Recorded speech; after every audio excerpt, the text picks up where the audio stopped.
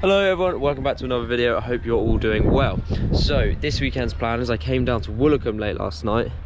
So there's a good bit of surf today, but it's a bit breezy, so I'm actually going to wait for the sun to poke out a little bit more. I'm going to have some breakfast and then we're going to go surfing.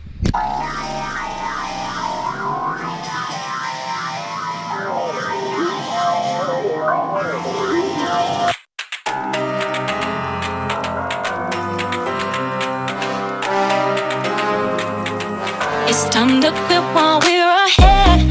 Don't think like that. I will love you endlessly. If you don't believe, don't you be like that. I will love you forever.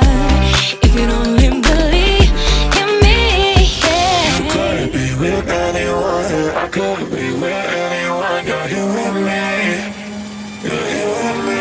You could be around with me. You could be with anyone. Because I don't surf much at all, I don't actually have a proper surfing wetsuit. So it actually means I have to use my freediving wetsuit, which definitely shouldn't be used for surfing, but I haven't really got a choice.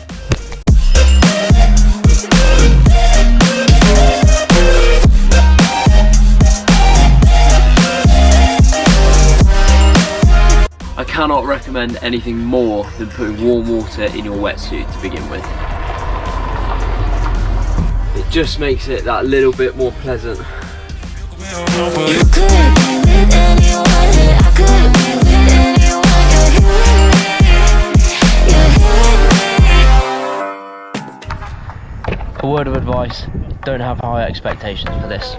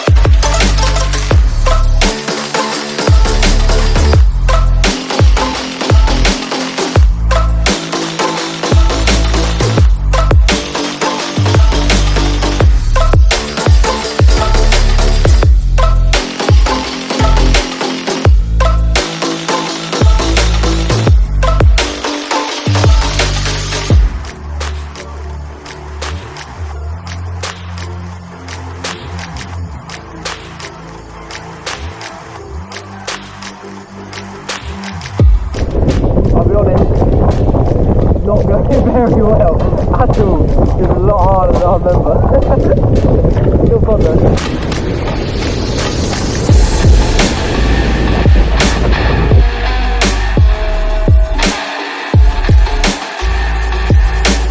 I've come back up to the top of the van now.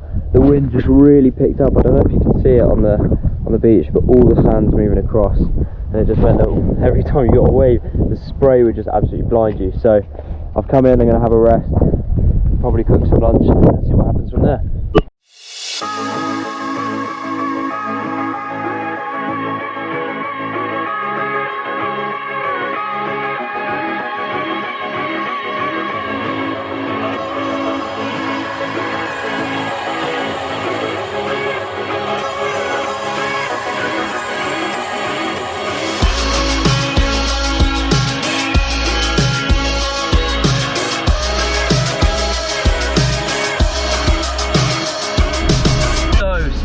a plan. The surf died off and it's getting worse tomorrow, so I've decided I'm going to head to sort of around the Plymouth area, try and find a nice beach, and hopefully go for a free dive and a spearfish tomorrow. So that's the plan, let's do that.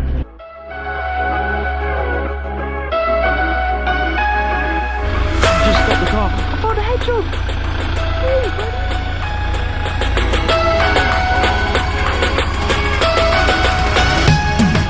I'm gonna have to get him off the road so someone doesn't squash him.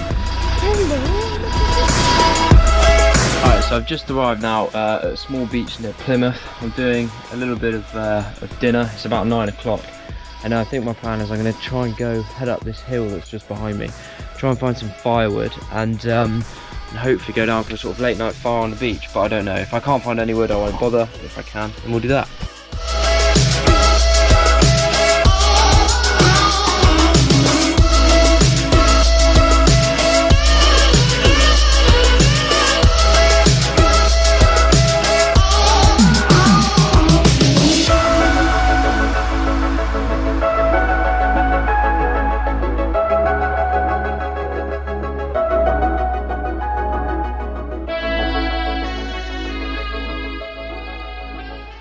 Good morning everyone, you join me now on Sunday. I'm at Wembury Beach, just woken up in the van. I'm gonna cook breakfast soon and I'm gonna go for a dive, but the water, I don't know if you can see, is really dirty and it's even worse on the beach. But I've just spoken to a local scuba diver who's just gone out, and essentially the water stays at no deeper really than 10 meters apparently, up until sort of that island out there. So I think what I'm going to do is just head out. There's a paddleboarder about here, and just spend a bit of the time in the water over there, where hopefully the visibility is better. But he said that there is fish there, so I mean hopefully we find something today. It'd be a bit of annoying if I just sort of get in there and don't find anything, but we'll see how it goes.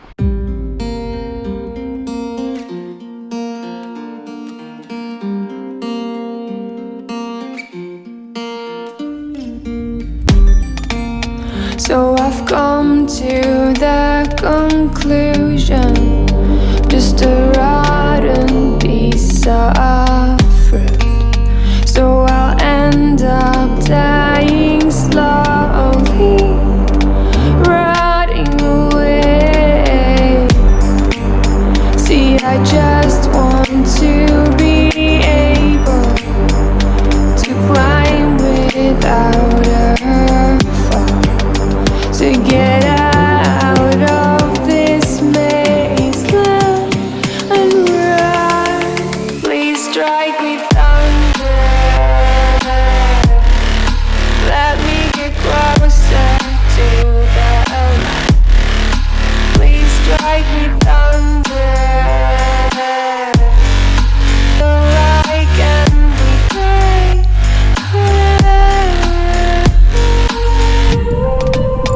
So I've come to the conclusion, I'm just one man amongst thousands. In this world I loathe them, sure they'll do fine without me. The chemicals in my head don't work as yours, 'cause every piece of road is a little bit of happiness.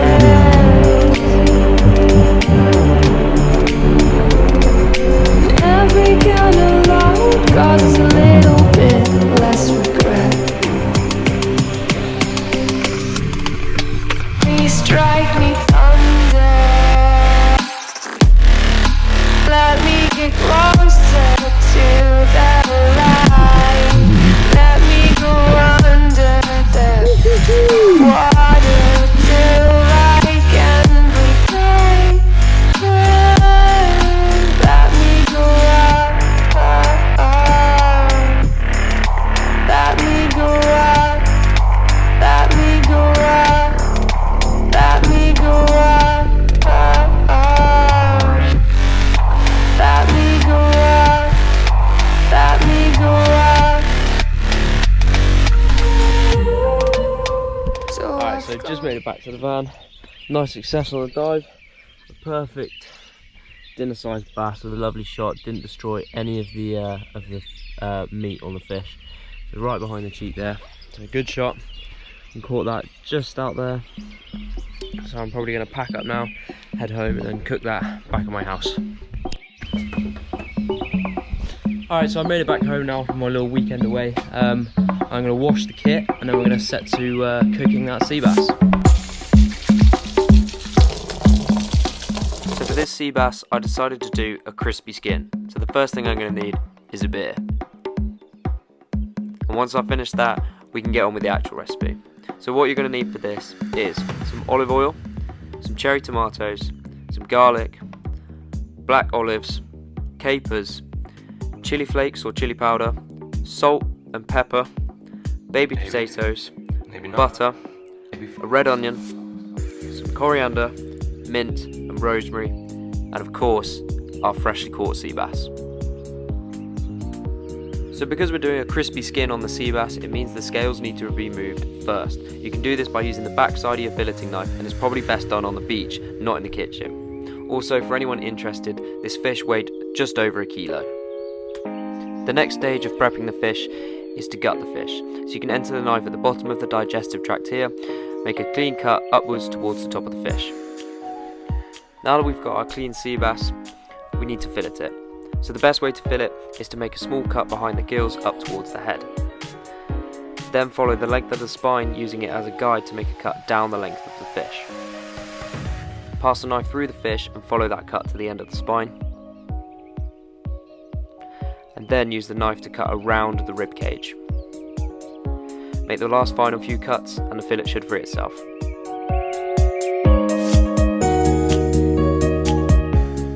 So because we're doing a crispy skin on the sea bass, it's really important that you dry out the skin. So lay it skin side up on a plate and pat it dry with a paper towel. Once that's done, you want to salt the top of the skin, and don't be shy with the salt. And once they're finished, they can go into the fridge for around 20 to 30 minutes. We can then start chopping our rosemary, coriander and mint. You want to chop these up nice and fine and put them to one side. You then want to crush around 3 to 4 cloves of garlic and also put those to the side. Take about half a stick of butter and pop that into a small pan, and then add the herbs and garlic which you just chopped up. And while that butter's melting, you want to chop your baby potatoes in half, or if they're slightly larger, into thirds. You want to pop those potatoes in some boiling water for around 5 minutes. You can then finally chop your onion and also chop your cherry tomatoes in half.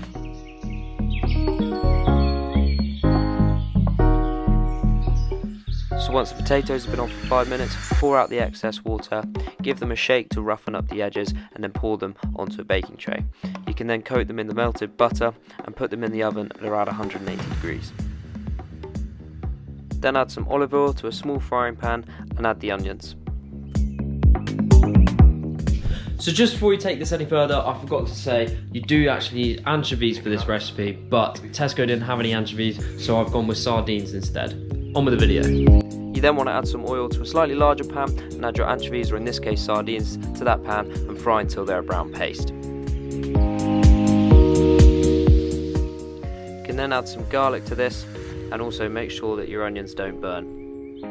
By this time you'll be able to take your sea bass out of the fridge and let it acclimatise to room temperature. You can now add your olives, your capers and a few chili flakes.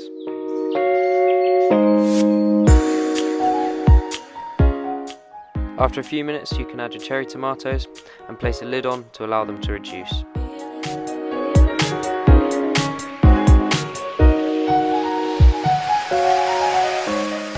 So once the fish have warmed up, they would have created a lot of moisture on the surface of the skin. The best way to remove this is to scrape it down the length of the fillet with a sharp knife. You can then pat dry to finish.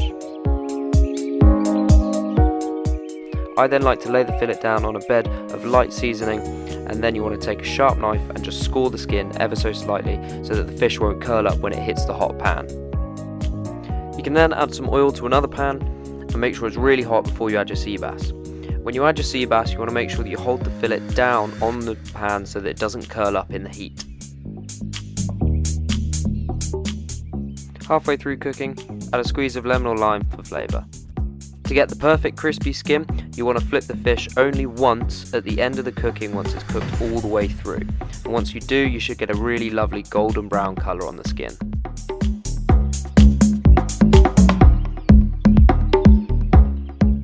Now that we've got that crispy skin, we're ready to serve.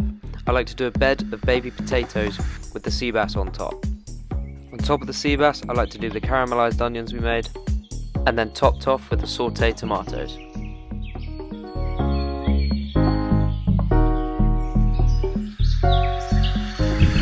I think it's fair to say that I'm probably better at spearfishing than I am at surfing. Thank you guys so much for watching. It's been a pleasure filming this video. I really do hope you enjoyed it. Please like, comment and subscribe. There's plenty more where this came from. That's it from me. I will catch you lot in the next one.